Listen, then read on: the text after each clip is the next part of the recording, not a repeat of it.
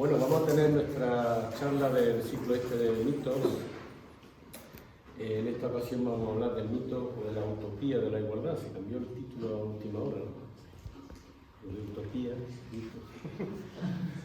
Y para ello vamos a usar el mito de Procusto, que es un personaje que aparece en todos los mitos de Teseo, lo vais a encontrar, porque es uno de los trabajos, de las teorías, de los desafíos que tiene Teseo, uno de los últimos antes de llegar a Atenas. Ahí es donde se menciona en la mitología a este personaje, Procusto, que es un hijo de Poseidón, gigantesco y muy bestia, porque tiene una especie de hostal o de pensión en las afueras de Atenas, camino de Eleusis, y ahí atraía, en el mito cuenta como Procusto atraía a los viajeros, con la idea de que se quedaran en su hostal, y los tumbaba en una especie de catrio, de cama de hierro, y habiéndolos atado fuertemente, pues les cortaba si sobresalía del lecho, de la cama, o les estiraba los miembros hasta que daba la medida adecuada a la cama.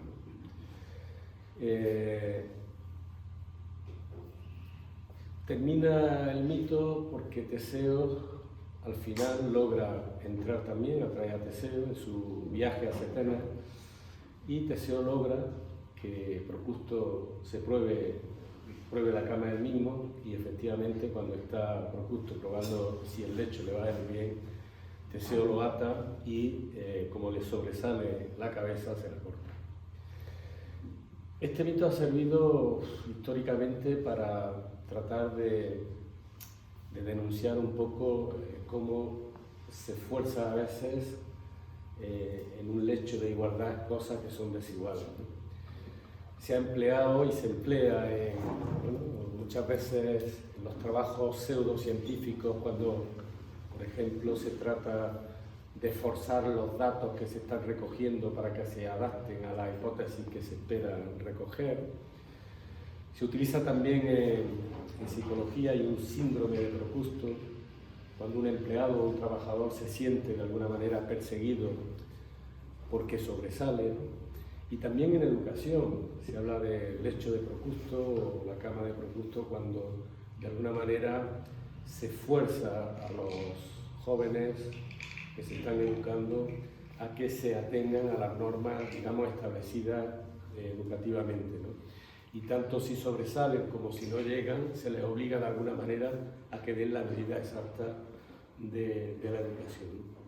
En cualquier caso, siempre cuando hablamos de Procusto vamos a hablar de que, bueno, sarcásticamente sería, el mito nos está diciendo ese afán de igualar lo que es desigual, lo que no es igual.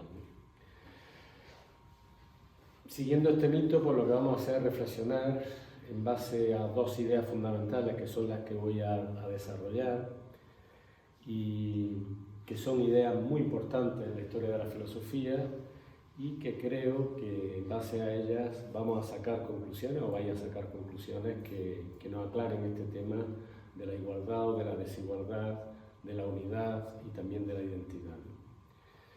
La primera idea que vamos a hacer, que vamos a desarrollar es la idea de la complementariedad de los opuestos, o la idea de que los opuestos que siempre están presentes en la naturaleza, en todo lo manifestado, se armonizan o se pueden armonizar cuando uno capta la unidad que los contiene. Esta idea de la complementariedad de los opuestos, de la armonía de los contrarios, está presente, por supuesto, en el mundo griego, en toda la filosofía griega, la han expuesto todos los grandes filósofos, pero también en otras civilizaciones la encontramos perfectamente desarrollada en Egipto, la encontramos perfectamente desarrollada en China. A todos os sonará el símbolo del yin y el yang, expresa esta idea, ¿no? Es un círculo donde se divide en dos partes, blanco y negro, y a su vez cada parte blanca tiene un trocito en negro y al revés, ¿no? Y esta idea va a causar furor en el mundo renacentista, en ese primer renacimiento de Occidente, en el siglo XV, la segunda mitad del siglo XV, porque cuando durante el periodo de Edad Media en el mundo occidental, todas esas enseñanzas, todos esos conocimientos, toda esa sabiduría del mundo clásico de alguna manera quedó restringida, quedó oculta en su mayor parte, y después de un periodo oscuro en cierto sentido, donde digamos la escolástica medieval olvidó completamente esta idea, pues va a resurgir con fuerza luego en el siglo XV, cuando se redescubre para Occidente. Es Nicolás de Cusa, que es un filósofo muy interesante, el que la va a desarrollar, si bien es verdad que nos viene a Occidente en ese renacimiento desde Oriente, desde Bizancio. La idea de la complementariedad de los opuestos va a causar furor, como digo, en el Renacimiento, porque rompe con una dinámica, con una mentalidad muy lineal, muy excluyente, propia de la escolástica medieval, propia de la lectura que hicieron de Aristóteles, y como el aristotelismo, cuando penetra en la religión cristiana, pues tiene esa forma muy excluyente de pensar, ¿no? Toda la dinámica de la Edad Media, de la escolástica medieval, va a girar siempre en torno a fe o razón, pero también cielo o infierno, ¿no? Esa dinámica excluyente, ¿no? Esta idea se va a difundir de una manera increíble en el Renacimiento, rompe, como digo, esa dinámica y bueno, es muy fecunda en muchos pensadores renacentistas. La idea de que los contrarios siempre están presentes en la naturaleza, y la idea de que esos contrarios, en lugar de contrarrestarse entre sí, lo que hacen es complementarse. Esa idea que se puede entender y desarrollar cuando uno capta la unidad que contiene esos contrarios. El juego de los contrarios está presente permanentemente en la naturaleza y uno necesariamente conlleva al otro.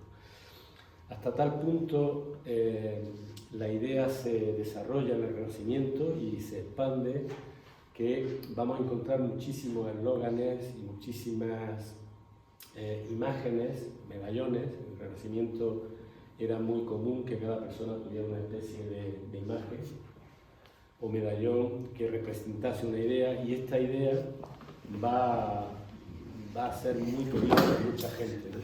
Y vamos a encontrar muchísimos anagramas, muchísimas imágenes donde se funden dos cosas que son contrarias. O sea, por ejemplo, un conejo y un caracol, o una tortuga y un delfín, o un ancla y un delfín también. Es decir, cosas contrarias unidas para expresar esta idea de la unión de los contrarios. Como en la vida, como en la naturaleza, encontramos siempre esa lucha de los contrarios que nos puede despistar, que nos puede llevar por caminos muy ficticios, salvo que comprendamos que ese juego de los contrarios se complementan cuando uno capta la unidad que los contiene. En el Renacimiento esta idea va a pasar de manos de Nicolás de Cusa, pero el Renacimiento es efímero. Apenas 100 años después va a aparecer lo que luego se va a llamar el racionalismo. Es una visión del mundo que va a excluir nuevamente esta idea que se había recuperado del mundo clásico, ¿no? Y pues, una de las características del racionalismo va a ser, una vez más, generar compartimentos estancos en todas las ramas del saber, y una vez más una visión lineal y una visión excluyente. Y vamos a tener que esperar hasta finales del 19 o principios incluso del 20 para que esto vuelva a alumbrar y de alguna manera vuelva a ser captado por la mentalidad de nuestro tiempo, y vuelva una vez más a alumbrar estas mentes y este pensamiento, donde los contrarios una vez más vuelvan a verse como complementarios.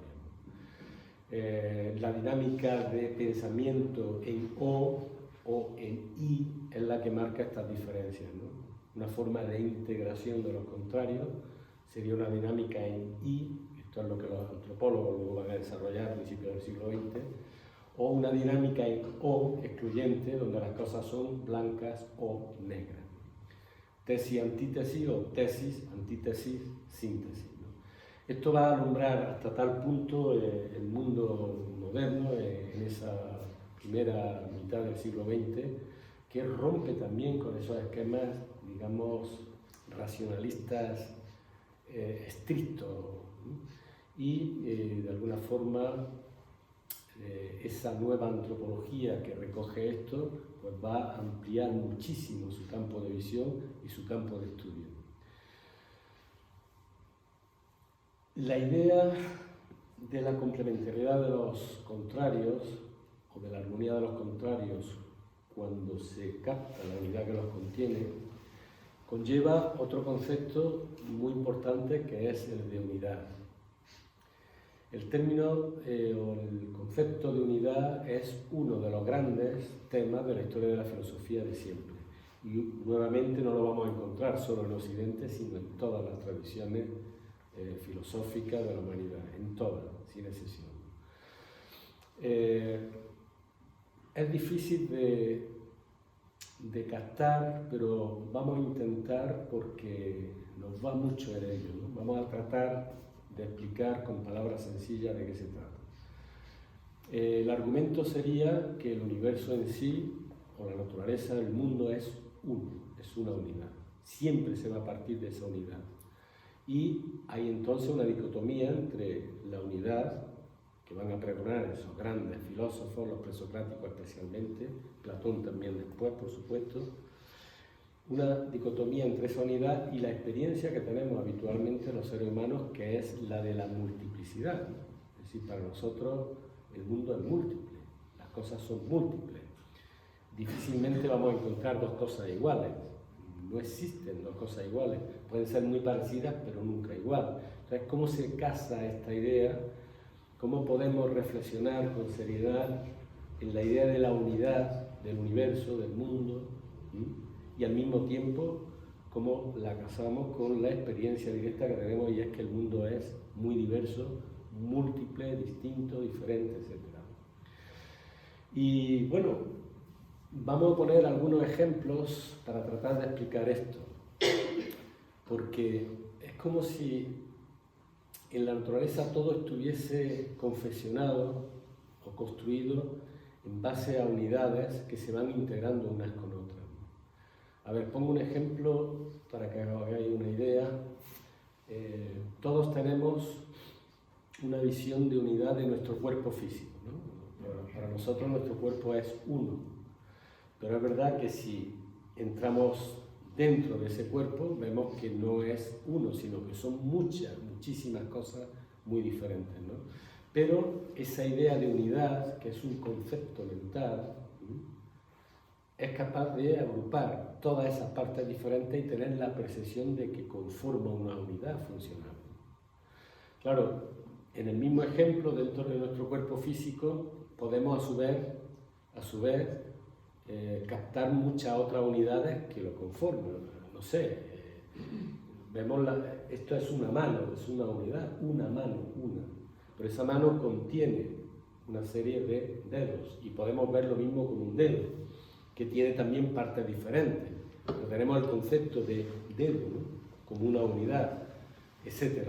Y así podemos entrar hasta los detalles más pequeños y llegar incluso al concepto de célula, porque en definitiva los 2 o 3 trillones que tenemos de células en el cuerpo, cada célula es una unidad que junto a otras unidades que son otras células conforman otra unidad que es un tejido, junto a otros tejidos conforma una unidad que es un órgano, y todos esos órganos que son diferentes entre sí, conectados o coordinados, conforman una unidad más grande que es el cuerpo. Pero así está, de alguna manera, confeccionado o construido todo lo que es el universo material que nosotros conocemos. Es decir, nuestra Tierra se integra como unidad dentro de una unidad más grande, que sería el sistema solar como unidad se integra dentro de una unidad más grande que nuestra galaxia, etcétera, etcétera. Podemos ir hacia arriba o hacia abajo.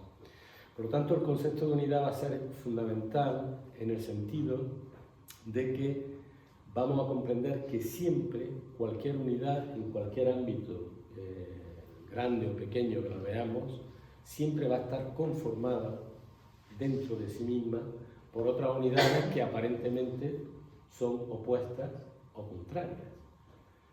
Simplemente el concepto, la idea de unidad es capaz de armonizar esos aparentes contrarios.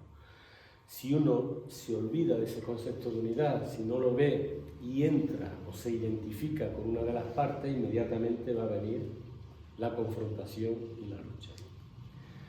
Hay un problema, y esto es lo que va a desarrollar bastante bien Platón y luego toda la escuela neoplatónica en el mundo occidental, y es que los seres humanos no vamos a poder tener esta visión profunda de la unidad que conforma todo lo existente, salvo que la hayamos desarrollado y experimentado en nosotros mismos. Este es el dilema, ¿no? Es decir, nosotros podemos desarrollar racionalmente, como estoy tratando de hacer este concepto, pero mientras no lo vivamos en nosotros no vamos a poder verlo con claridad fuera de nosotros. Y de ahí surge entonces la necesidad de un trabajo con nosotros mismos. Si tenemos que percibir en nosotros esa unidad. Y aquí tenemos el problema, porque claro, ahora nosotros mismos como seres humanos vamos a estar conformados por partes muy diferentes unas de otras, porque no es solamente que tengamos un cuerpo físico con unas necesidades específicas, sino que hay una psique, hay un mundo de deseos, de sentimientos, de fenómenos afectivos, y hay también una mente, y si queremos hay una parte esencial o espiritual, como queráis llamarlo. Es decir, hay cosas diferentes, con necesidades diferentes. Y ahora, ¿con qué nos identificamos cada uno de nosotros? La idea es que si nos identificamos con una de estas partes, inmediatamente vamos a entrar en conflicto con las demás, porque en nosotros va a haber tendencias diferentes y también contrarias. Vamos a tener deseos muy diferentes unos de otros, vamos a tener la necesidad de ciertos instintos también, y vamos a tener también pensamientos muy diferentes. ¿Con qué nos identificamos? ¿Cuántas veces el instinto nos pide hacer algo que no deseamos hacer? O deseamos hacer algo que no queremos o que no debemos. Estas son las contradicciones que surgen en nosotros. De ahí que solamente nuestra conciencia puesta en un puntito un poco más elevado para tratar de armonizar esos contrarios o de armonizar esas tendencias contradictorias es lo que podrá hacer que surja en nosotros este concepto de unidad, que es un concepto mental, insisto.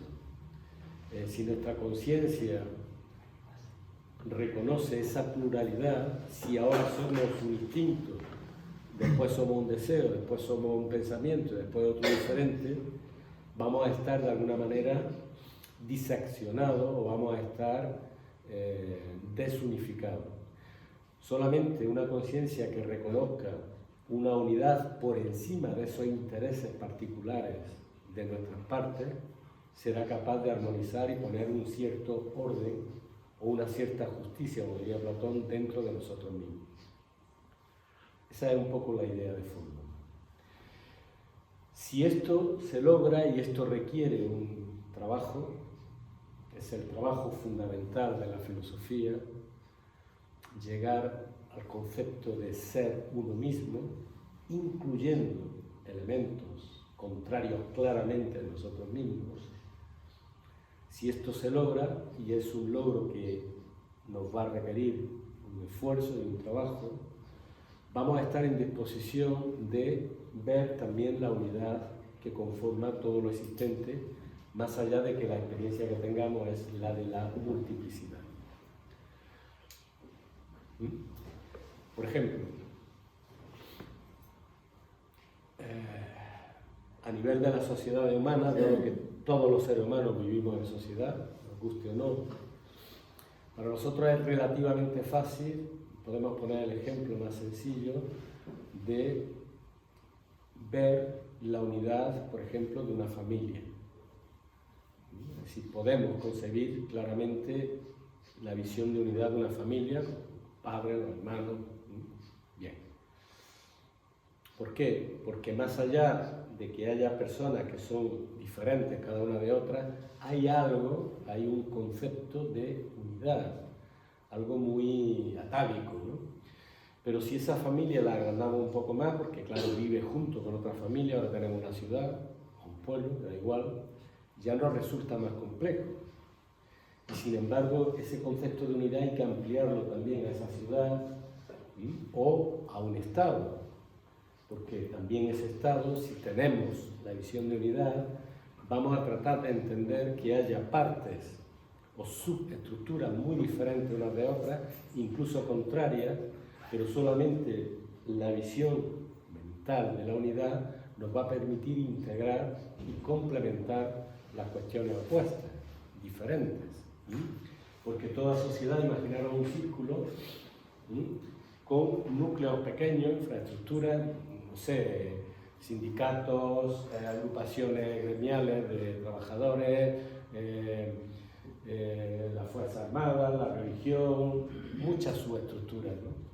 Y cada una, de alguna manera, con sus propios intereses. Solamente una visión del conjunto que integre las cosas diferentes podrá entender esta cuestión. Si no, si perdemos esa visión de unidad, si nos identificamos individualmente con una de las partes, inmediatamente van a estar el choque, la guerra, la permanente lucha contra la otra parte, ¿no? Y cada una de esas subestructuras dentro de esa sociedad, a su vez, va a tener también lo mismo, sus partes y sus propias corrientes de opinión, sus propias fuerzas disgregadoras, ¿no? Por lo tanto, la idea de unidad es fundamental para percibir una visión profunda del mundo en el que vivimos. A nivel del universo o de la naturaleza en su conjunto, pero también a nivel pequeño de nuestra vida cotidiana, ¿no? Y esa visión de unidad la tenemos que generar en nosotros, primero en nosotros, con respecto a nosotros mismos. Si eso lo conseguimos, si logramos instaurar en nosotros mismos esa visión de unidad, vamos a poder percibirlo fuera de nosotros. Ese es un poco el gran desafío a nivel, digamos, de la filosofía con respecto al conocimiento profundo de nosotros en relación con los demás. ¿Hasta aquí? Difícil.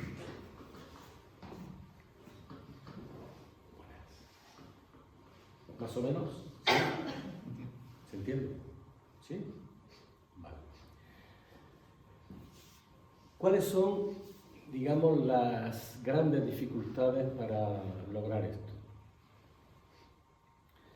Nuestra conciencia, vamos a llamar conciencia a esa capacidad que tenemos de darnos cuenta de nosotros mismos y de nuestro entorno. Una definición muy sencilla. Es decir, nuestra conciencia se puede, y de hecho es muy variable de un momento a otro, de un día a otro. Podemos tener estados de conciencia muy diferentes, imaginárosla como si fuera una especie de péndulo que puede ir moviéndose. Habrá momentos que registremos necesidades físicas, momentos que necesitemos o que registremos, que nos identifiquemos con necesidades de otro tipo, pasionales, de deseos, o momentos que fijemos nuestra atención, nuestra conciencia a necesidades de índole más profunda, más elevada, pensamientos más globales, etc. Esa conciencia móvil nos despista muchísimo, porque ¿qué somos en última instancia? ¿Soy un deseo pasional porque ahora me he identificado con eso? ¿O un instinto fundamentalmente porque ahora estoy metido en eso? ¿O soy otra cosa más elevada porque me estoy planteando qué es la vida, qué es el mundo y qué es la humanidad y cómo hacer un mundo mejor? Y somos todo eso muchas veces a lo largo del día. solamente el conocimiento progresivo de nosotros mismos nos va a ir haciendo que vayamos delimitando estos aspectos, porque somos seres complejos, tenemos de lo uno y de lo otro. En nosotros hay tendencias, como he dicho antes, diferentes, a veces contradictorias. El conocimiento de cada una de esas partes integradas en una idea unitaria es lo que nos va a dar la posibilidad de llegar a lo que en filosofía vamos a llamar como la identidad, que es tal vez lo más difícil de conseguir, ¿no? Es decir, cuando uno llega a un conocimiento donde uno puede desde arriba, una forma de hablar, observar sus reacciones físicas, pero no identificarse con ellas, observar también su mundo de deseos y de pasiones, pero no identificarse con ellos, y observar incluso su mundo de pensamientos diversos, pero no identificándonos con ellos. Esa es la clave. Porque entonces vamos de forma natural a experimentar que no somos estrictamente ni esas tendencias físicas, ni de deseo, ni siquiera de pensamiento, sino que hay algo en nosotros detrás de todo eso, que es eso que podríamos llamar, si queréis, yo conciencia, o que los griegos llamaban la idea del ser o del ente. Esa parte esencial en nosotros, capaz de ver, observar y sacar conclusiones de todos esos otros estados de conciencia en los que nos vemos envueltos.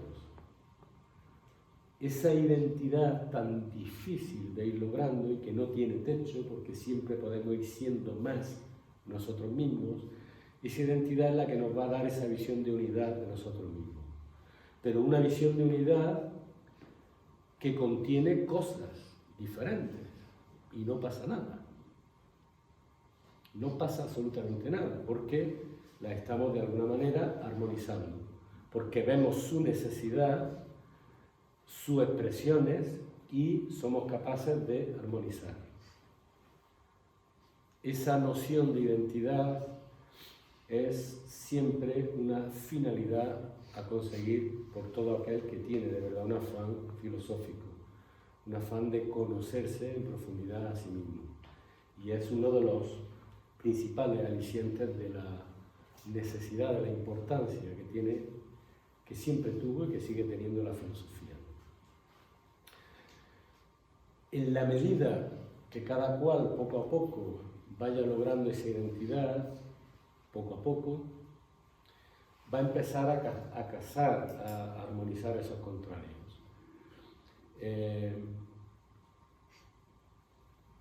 Si nos centramos en la idea del ser humano, por ejemplo, o de los seres humanos, vamos a entender que dentro de los seres humanos va a haber polaridades, obviamente.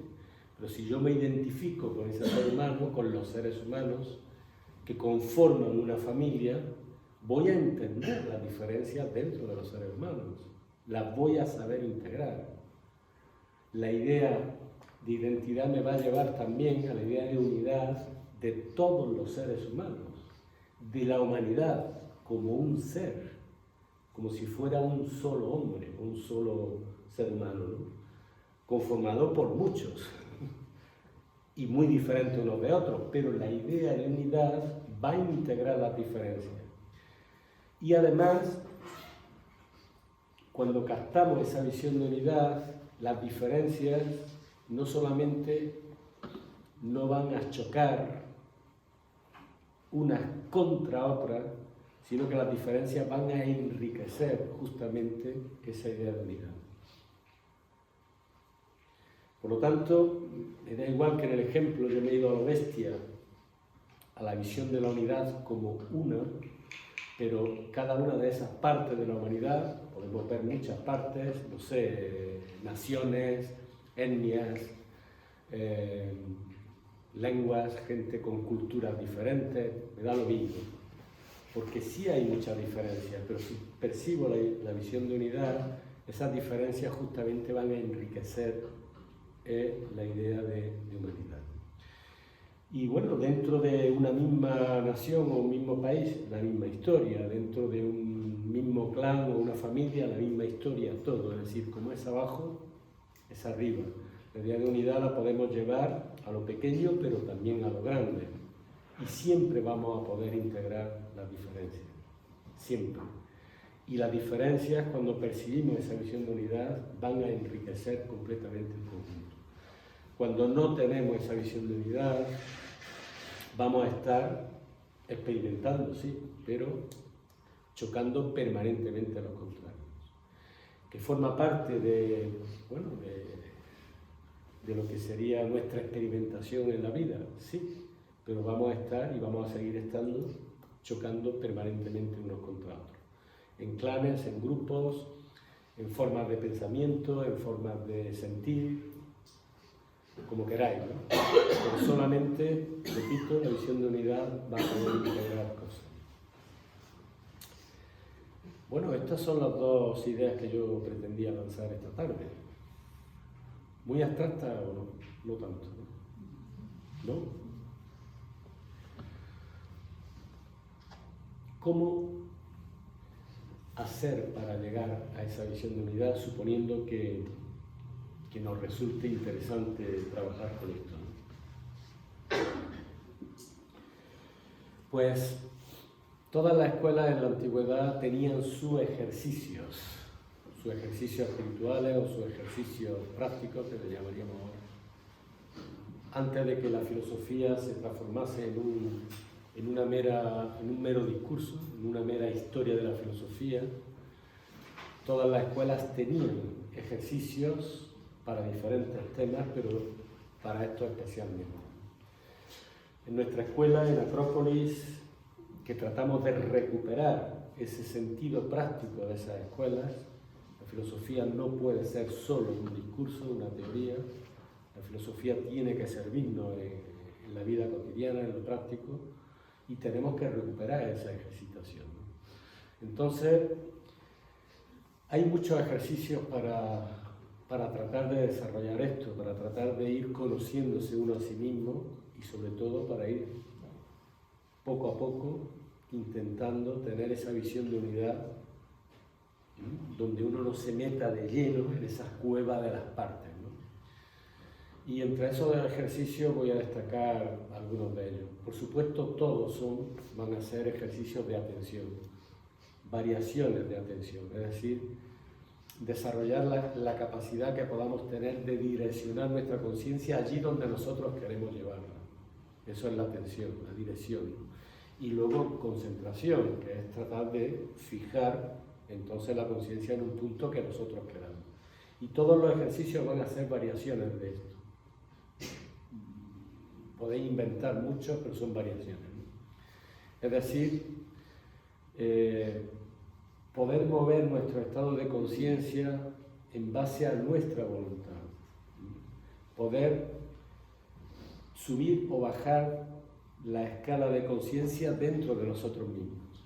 Yo me puedo concentrar, lo podemos hacer ahora todos juntos, en el cuerpo físico y dentro del cuerpo físico en algún aspecto, ¿no? La rodilla o si tengo molestias de estómago o de garganta, me puedo concentrar en esos aspectos. Y al momento siguiente ahora voy a cambiar de escalón y me voy a concentrar en qué deseos, qué sentimientos me están embargando en estos últimos días, ¿vale? Y puedo reflexionar sobre ellos, y puedo recordar, y puedo traer a mi memoria y con imágenes determinados aspectos de esos sentimientos. Y luego puedo voluntariamente cambiar de escalón e irme a otra frecuencia y ver qué pienso sobre determinadas cuestiones o qué me está embargando, qué problema tengo en los últimos meses, a qué le estoy dando vueltas. Y he cambiado. Y todo eso lo estoy haciendo en un momento. Y también me puedo ir más arriba y plantearme cuestiones más esenciales. ¿Qué sentido tiene la vida? ¿Qué sentido tiene mi vida? ¿Para qué estoy trabajando? ¿Para qué estoy estudiando? ¿Para qué estoy planteando otras cuestiones a nivel general, ¿no? Y he cambiado voluntariamente de niveles de conciencia y luego me puedo ir otra vez abajo y otra vez centrarme en el cuerpo o en la psique, donde quiera. Esto es. Porque en la medida en que yo observe estas cuestiones, en mí va a ir surgiendo esa noción de identidad, de no identificarme completamente con que soy un cuerpo o soy un deseo o un sentimiento o soy un pensamiento. De forma natural va a ir surgiendo en mí esa noción de que detrás de todo eso está ese yo conciencia. Y ahí empieza a surgir esa idea de la identidad. Ese yo conciencia que entonces va a comprender de forma natural que en mí hay aspectos diferentes y contradictorios. Y que como los comprendo, porque hay una necesidad evidente, o sea, de comer o de dormir, que es física claramente, ¿bien? Eso es absolutamente comprensible, pero no voy a vivir para comer, ¿no? Hay otros aspectos. Voy a reflexionar sobre el mundo de deseos, de pasiones, de sentimientos, ¿vale? Pero al reflexionar sobre ellos no me tengo en ese momento que identificar completamente con ellos. Por lo tanto, hay un testigo, hay ese yo conciencia que está desde afuera. Hay un sujeto que está observando. Y lo mismo con el mundo mental, que es lo más difícil. Porque yo puedo también observar qué estoy pensando. ¿Y quién observa eso en ese momento? ¿Quién es ese yo conciencia que está observando y analizando o reflexionando sobre lo que estoy pensando? Ahí va surgiendo esa identidad de esa, le podemos llamar, ese ser que somos en última instancia y que está utilizando, como si fueran trajes, todos los otros aspectos que necesariamente van con nosotros. Esa noción de identidad va a hacer que comprendamos mucho mejor a los demás, muchísimo mejor, porque en la medida que nos vayamos comprendiendo, vamos a tener la capacidad de comprender a los demás y vamos también a saber, de la misma manera que integramos contrarios en nosotros y fijamos un eje de conciencia o un yo que es capaz de aglutinar y de integrar esos contrarios, lo mismo lo vamos a poder hacer con los demás, a título individual, pero también a título colectivo, porque también vamos a captar la visión de unidad de una sociedad integrada por aspectos, por personas que piensan de diferentes maneras, que son de diferentes sexos, que tienen diferentes culturas, que tienen diferentes... todo lo que queráis. Pero si capto la visión de unidad, voy a poder integrar los contrarios y voy a entender algo que es tal vez lo más importante, y es que esas diferencias o esos contrarios dentro de la sociedad, de la misma manera que esas diferencias o esos contrarios dentro de mí, enriquecen el conjunto en lugar de, digamos, contrarrestarlo. Y así hacia arriba, porque voy a poder entender la visión de la humanidad como una. Y no solamente entender, sino que nos va a llenar de gozo, porque es una idea que han perseguido y que van a seguir persiguiendo grandes filósofos de siempre. La idea de la humanidad como una, con todas las diferencias habidas y por haber entre cada uno de sus componentes a nivel individual, grupal, todo lo que queráis. Pero esas diferencias enriquecen esa idea. Y voy a poder ampliarla más todavía, porque voy a ver también la unidad de la naturaleza en su conjunto, con todos los seres ya, no solo seres humanos, sino muchos más seres, que integran una unidad que va más allá todavía, ¿no? Y bueno, esto es lo que querían decir esos presocráticos, o algunos de ellos, cuando hablaban de esa unidad esencial o fundamental del universo. Y era captar la unidad en todo. El todo está en la parte, o la parte está en el todo, hace referencia a eso. Y claro que nuestra experiencia es de un universo múltiple, claro que sí. Pero si sabemos ver la unidad esencial de esta manera, vamos a poder cazar, entender lo que nos querían decir. El conocimiento, la reflexión sobre la unidad es uno de los elementos más trascendentes y más importantes para el ser humano. No es baladí reflexionar sobre ello y es muy importante perseguir esa experiencia en nosotros. Nos va la vida en ello, porque la visión del mundo que se va a desprender es de una profundidad tal que vamos a poder penetrar de alguna manera algunos de esos grandes misterios de la vida y de la naturaleza. Pero, insisto, esto Platón lo deja clarísimo, no vamos a poder captar esa unidad, vivenciarla, si no la vemos primero en nosotros mismos. Vamos a tener que trabajarlo en nosotros mismos, tratar de aclarar esa idea, y entonces sí se nos va a abrir ese orificio a través del cual podremos ver ese misterio. Y bueno, el mito, con esto termino, este mito de Procusto denuncia de una forma tan bestia ese afán que a veces tenemos por igualar lo que no es igual.